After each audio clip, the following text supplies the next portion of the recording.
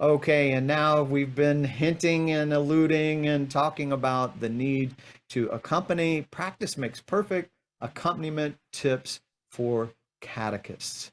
All right. Deacon Matt. So this is where the rubber meets the road. And that's what I think all of us love and all of us want, because we want to make real life applications of our faith, because we know our faith is real. But for so many people, faith is something that's like a head game or just about feelings or something that's so esoteric and has nothing to do with ordinary daily living. But what the gospel tells us is it has everything to do with ordinary daily living.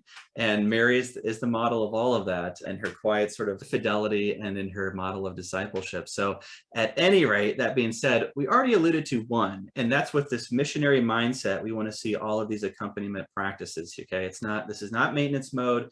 This is about flipping the script and being a little more missionary, which does take us out of our comfort zone. But hey, sometimes we have to put out into the deep, wink, wink, which was the name of our last episode, by the way, which you can check out on catechiststream.com.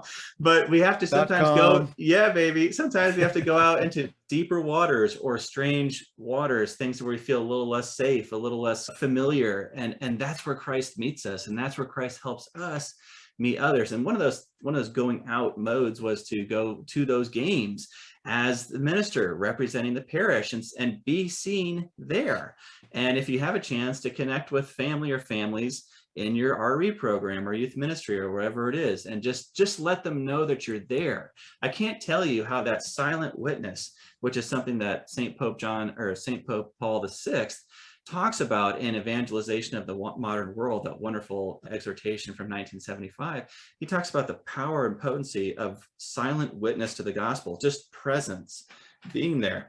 And that presence can be even more compelling than that email that you spent 2 hours writing because you want to have the right words and you want to persuade people to come to class and really express the importance of doing all this and how it's going to benefit. Sometimes saying nothing, but going out and being where they are, that presence can speak volumes. So that's number one. That begins to shift mindsets of parents and children pretty quickly. Wow, look what this person's doing for us. Maybe we need to bend and do likewise. Secondly, before or after Mass, if you see these families, make a point of asking them, hey, how was the cheerleader practice? How was the meet? How was the game?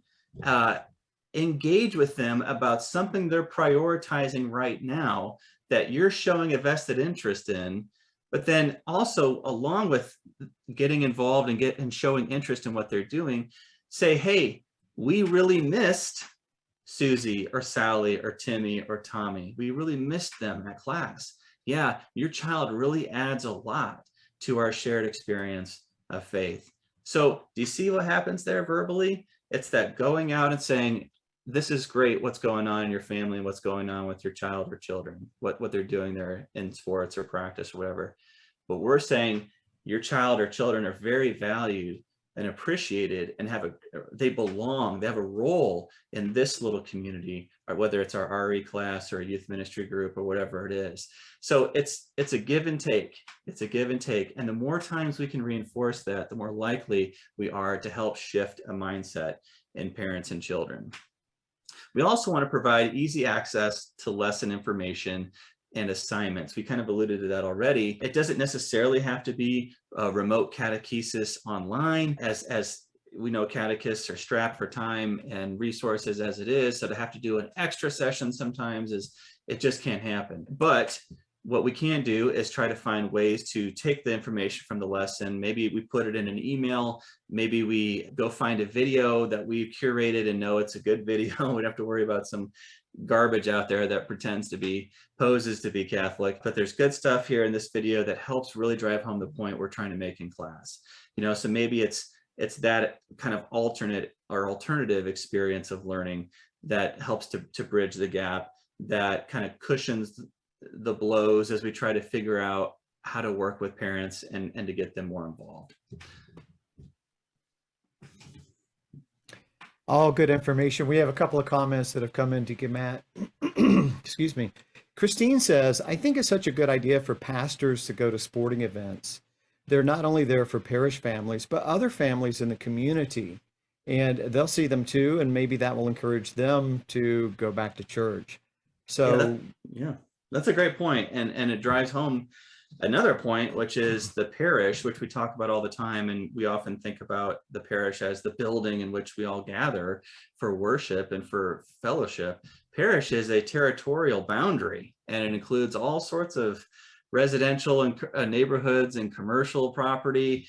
And if we think about our ministry, whatever it is, in a parish way like that, sense of parish as a territory, not as my little church, St. Luke the Evangelist Church, and everyone in those walls, then that should force us to believe and to practice more of a missionary mindset. So most of my job, or at least a better portion of my job, should be spent outside the walls of the particular church and meeting and greeting and sharing the gospel with people in the wider parish. Boy, you're really laying out the challenges today, Deacon Matt. Well, hey, I'm not, yeah, and I hope everyone's receiving this in the right way. This is for all of us to grow in holiness, and for too long, I think that unfortunately, families and parents have really been sort of looked down upon and put on the defensive about this issue in particular. And I understand why, and the temptation is huge to do that. But the reality is God's calling all of us to grow and stretch and to put out into deeper waters and to be more creative so that his gospel can go everywhere instead of just gathering people into one place for it. Yeah, absolutely. And does it sometimes feel like you're swimming upstream? That's what we're here to support. Plug. Yeah, I love it. We're swimming upstream here. It's hard work to be catechist, DRE, youth minister, adult faith formation coordinator, etc. It's hard work, so many challenges. And that's what's behind that little logo of ours, little motto, really, swimming upstream. We're trying to help you do that here on Catechist Stream. We're trying to help.